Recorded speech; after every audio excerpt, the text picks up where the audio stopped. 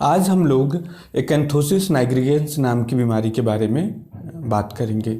यह एक ऐसी बीमारी है जिसमें व्यक्ति को काले रंग के या फिर भूरे रंग के डार्क हाइपर पिगमेंटेड मोटे थिक पैचेस आ जाते हैं। ये जो डिजीज़ है, इसका जो क्लासिकल डिस्क्रिप्शन होता है वो blackish to brownish hyper pigmented thick corrugated और वेलवेटी, मतलब थोड़ा सा ऊपर नीचे उबड़ खाबड़ टाइप के पैचेज आ जाते हैं। और ये जो पैचेज होते हैं ज़्यादातर केसेस में एक्जिला, जो कांख की स्किन होती है, या फिर जो गर्दन की स्किन है उसमें असर करती है। कभी कभी ये बीमारी कुछ लोगों में फेस पे, जिसमें कि माथे की फोरहेड की स्किन पे या फिर साइड ऑफ फेस में, कभी कभी आंख के चारों तरफ भी ये बीमारी असर करती है। कुछ लोगों में जो नकल्स होते हैं उस पर भी थिकनेस आ जाती है, जिसे नकल पैड्स बोला जाता है।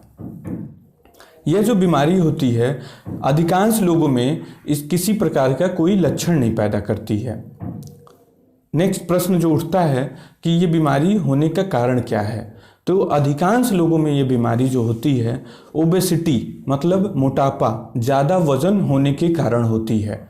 कुछ लोगों में ये बीमारी जो होती है वो डायबिटीज़ की वजह से, डायबिटीज़ मेलाइटस, मतलब जिसमें इंसुलिन रेजिस्टेंस की वजह होती है, उसकी वजह से होती है। जो ओबेसिटी के केसेस होते हैं उनमें भी इंसुलिन रेजिस्टेंस ही, मतलब जो अंडरलाइंग कॉज होता है, जो पीछे का कारण है कि आखिर जो फाइनल कॉज है वो इंसुलिन रेजिस्टेंस की वजह से ही होता है। इसके अलावा जो पॉलीसिस्टिक ओवेरियन डिजीज़ पीसीओडी के केसेस हैं उनमें भी ये बीमारी इंसुलिन रेजिस्टेंस के कारण ही होती है।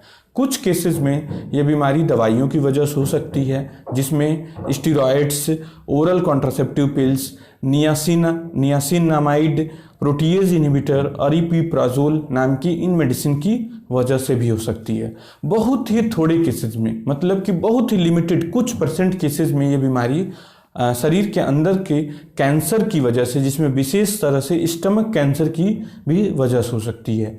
यदि स्टमक कैंसर की वजह से होती है तो उन केसेस में ये बहुत ही अचानक और बहुत ही तेज़ी से प्रोग्रेस करती है, मतलब कि कुछ ही दिनों में या फिर कुछ महीनों में ही ये मोटे पैचेस जगह जगह डेवलप हो जाते हैं। और कभी कभी ये भी देखा गया है कि इन पैचेज में खुजली भी हो जाती है, मतलब कि सिम्टम्स भी होती हैं। यूजुअली ये एसिम्टोमेटिक पैचेज होते हैं। और काफ़ी केसेस में जो थिक पैचेज के साथ साथ छोटे छोटे मस्से जैसे स्किन टैग्स भी उसके ऊपर आ जाते हैं। जैसे कि थिक पैच होगा, उसके ऊपर छोटे छोटे मल्टीपल स्किन टैग्स, मस्से, ऐसा लगेगा कि मस्से बन गए हैं स्किन पे, उभरे हुए छोटे छोटे दाने दिखाई देने लगते हैं। जो ओबेसिटी के केसेस होते हैं उसको लेकर के हमारी सोसाइटी में बहुत सारी भ्रांतियां हैं, जैसे जिनमें काफ़ी लोगों में वज़न ज़्यादा होता है फिर भी वो अपने आप को ओबीज नहीं समझते हैं, मोटे नहीं समझते हैं। हमारी सोसाइटी में ऐसा माना जाता है कि यदि व्यक्ति थोड़ा सा मोटा हो, थोड़ा भरा शरीर हो उसका, तो वो अच्छा माना जाता है और वो लोग खुद को ओबीज नहीं मानते हैं। तो ये बिल्कुल ही गलत भ्रांति है। जैसे आपको पता करना है कि आप मोटे हैं कि नहीं मोटे हैं, तो उसका जो सबसे अच्छा तरीका है वो है बॉडी मास इंडेक्स का कैलकुलेशन, बीएमआई का कैलकुलेशन। तो बीएमआई कैलकुलेशन जो होता है बहुत ही साधारण तरीके से किया जा सकता है। इसमें जो होता है कि जो हाइट होती है हमारी, जैसे आपकी हाइट है 160 सेंटीमीटर, तो इसको मीटर में कन्वर्ट कर लें तो ये 1.6 मीटर हो जाएगा। तो ये हाइट का स्क्वायर कर लेना है आपको। तो जैसे आपका हाइट जो है 160 है तो 1.6 हो जाएगा, उसको फिर से 1.6 में मल्टीप्लाई कर देना है, फिर इसको 23 से मल्टीप्लाई कर देना है। तो जो वैल्यू आएगी वो आपका ऑप्टिमम वेट होगा। जैसे आपका हाइट 170 सेंटीमीटर है तो ये हो जाएगा मीटर में 1.7, फिर इसको 1.7 से मल्टीप्लाई कर देना है, गुणा कर देना है, फिर इसको 23 से गुणा कर देना है। तो ये आपकी अधिकतम हाइट, अधिकतम वजन होगा। इससे जितना भी ज़्यादा वजन होगा ये ज़्यादा वजन की कैटेगरी में आ जाएगा। कुछ गाइडलाइंस में इसको 25 से मल्टीप्लाई किया जाता है हाइट की स्क्वायर को, लेकिन हमारी इंडियन सोसाइटी के लिए हाइट की स्क्वायर को आपको मल्टीप्लाई करना होता है 23 से। इसके ऊपर जितना भी वजन है वो एक्स्ट्रा वेट है। तो नेक्स्ट प्रश्न ये उठता है कि इस बीमारी की डायग्नोसिस कैसे की जाएगी। तो इस बीमारी का डायग्नोसिस बहुत ही स्ट्रेट फॉरवर्ड होता है। जो आपका डर्मेटोलॉजिस्ट है, चिकित्सक है, वो बहुत ही आसानी से इस बीमारी को डायग्नोस कर लेता है। अंडरलाइंग कॉज को पता करने के लिए कुछ केसेस में blood sugar, fasting blood sugar और HbA1c नाम के टेस्ट भी आपका क्लिनिशियन रिकमेंड कर सकता है। नेक्स्ट जो क्वेश्चन होता है कि इस बीमारी को ठीक कैसे किया जाएगा।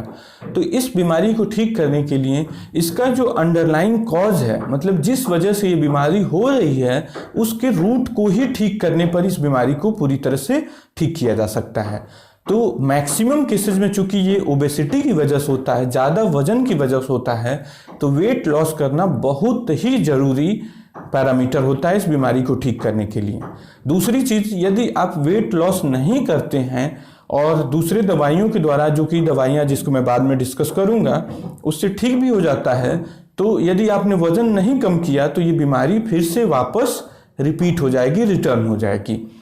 तो इसलिए इसमें जिसमें भी वज़न ज़्यादा हो उसमें वेट लॉस करना भी बहुत ही ज़्यादा ज़रूरी है। तो वेट लॉस करने के लिए आपको लो कैलोरी डाइट, जितने भी हेवी फूड हैं, जिसमें भी ऑयली फूड हैं, फैटी मील्स हैं, जिसमें भी तेल या कार्बोहाइड्रेट ज़्यादा है, जैसे कि तेल, घी, मीठी चीज़ें, चीनी, आलू, चावल, मटन, चिकन, अंडा, तली भुनी चीज़ें, फास्ट फूड, जितनी भी फ्राइड चीज़ें हैं, ये सारी चीज़ें आपको कम करना होगा। जितने भी प्रोसेस्ड फूड हैं वो सब आपको कम करना होगा। ज़्यादा से ज़्यादा आपको फ्रूट बेस्ड डाइट पे शिफ्ट होना पड़ेगा और ग्रीन वेजिटेबल्स पे, सैलड्स पे, इन पे, सलाद पे, इन पे शिफ्ट होना पड़ेगा। ये जो डाइट होते हैं हल्के होते हैं, इनमें कैलोरी बहुत ही कम होती है, जैसे कि खीरा, गाजर, मूली, चुकंदर। इसके अलावा जो फल हैं जैसे कि सेब, अनार, पपीता, संतरा, मौसमी, नींबू पानी, ये पाइनएप्पल, ये सब फल जो होते हैं लो कैलोरी फ्रूट्स होते हैं। तो इनके कंजम्पशन को आप बढ़ा सकते हैं। जब भी भूख लगे तो आप फ्रूट्स या सैलड लेके खा लें, पानी ज़्यादा पी लें, लेकिन हाई कैलोरी डाइट को आपको नहीं लेना होगा। इसके अलावा आपको एक्सरसाइज अच्छे से करना होगा। एक्सरसाइज में आपको जिसमें भी मसल्स का ज़्यादा एक्सरसाइज, मसल्स का ज़्यादा योगदान होता है, जैसे रनिंग, वॉकिंग, तेज़ दौड़ना, बैडमिंटन खेलना, फुटबॉल खेलना, ये सब एक्सरसाइज जिसमें आपकी हार्ट की गति बढ़ जाती है और सांस की गति बढ़ जाए, बॉडी में पसीना आने लगे, ये सब एक्सरसाइज आपको 45 मिनट से लेकर के 1 घंटा या 1 आवर 30 मिनट्स तक आपको रोज़ करना होगा, जिससे कि बॉडी में एक्स्ट्रा जो वसा बैठ गया है, जो एक्स्ट्रा तेल बैठ गया है, वो निकल सके। दवाइयों में इसमें जो सबसे ज़्यादा इस्तेमाल की जाने वाली दवाई है, उसमें लगाने वाली कुछ क्रीम्स हैं, जिसमें टॉपिकल रेटिनॉइड्स, रेटिनोइन नाम की क्रीम है। इसके अलावा कुछ तरह के केमिकल पील्स आते हैं, जिसमें कि ग्लाइकोलिक एसिड पील, नो-मेलॉन फिनॉल पील।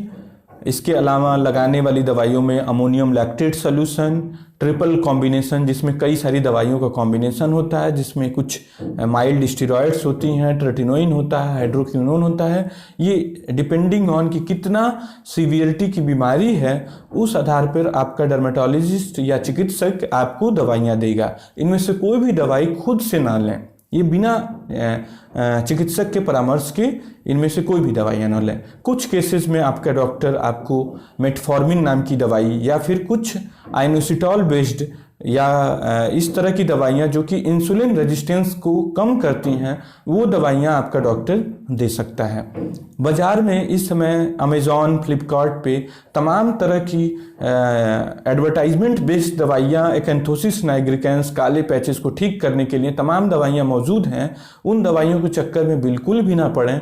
इन दवाइयों से तमाम तरह के allergic reaction, rashes, itching, skin का जल जाना, इस तरह का बहुत ही वेल नोन है। तो अपने डॉक्टर से मिल करके ही, परामर्श करके ही इस चीज़ का इलाज करें। और यदि प्रॉपरली वेट को रिड्यूस किया गया, दवाइयों का इस्तेमाल किया गया, पील्स का इस्तेमाल किया गया सही तरीके से, तो इन पैचेस से बिल्कुल आसानी से मुक्ति पाया जा सकता है।